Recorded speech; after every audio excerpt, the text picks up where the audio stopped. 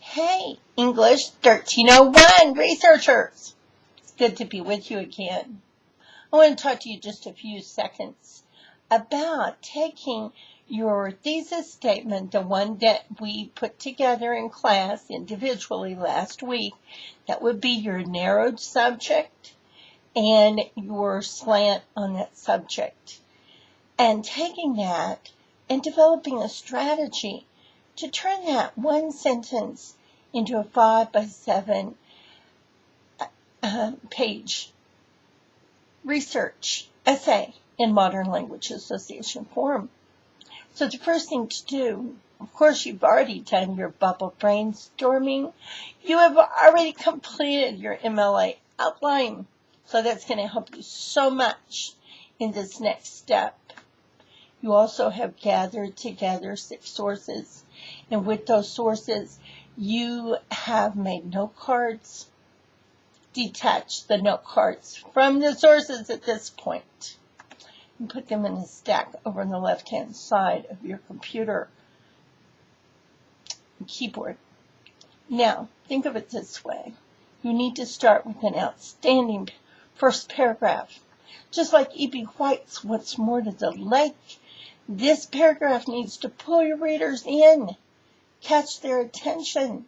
You could start with an anecdote. You could start with any sort of narrative that you're quoting, but something that would interest readers, either about your subject initially, they may not know anything about it, or it could be that you're talking about an aspect of modern-day slavery that they know nothing about. So start strong. And then you have 6 sources. So let's just divide it this way. 1 source per paragraph. You may require some paragraphs of transition in between these topics and these sources. So your paper very well could have more than 7 body paragraphs of the introduction and then the 6 source paragraphs. But for each one of these paragraphs, when we say we have a strategy, let this be our strategy. For every paragraph, we'll start with a very strong topic sentence. And this topic sentence will restate the thesis as it applies to the topic of the paragraph. And then, as I've advised you before, in each of these paragraphs, you'll fully develop them by giving us 2 examples, and for each example, 2 details. Plus, the source woven in is going to be fantastic.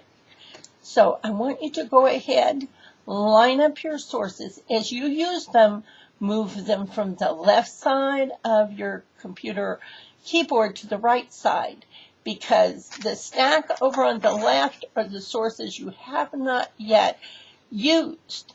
And the stack on the right are the sources, the works that have been cited.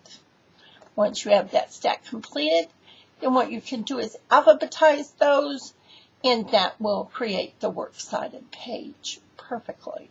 If you email these to yourself, then those citations are still in your inbox, and you can cut and paste in a Word document to complete the works cited. And we'll talk more about that in a few days, but this should get you started on that first draft. This is your strategy to turn your thesis statement into the 5-by-7 page research first draft. Good luck.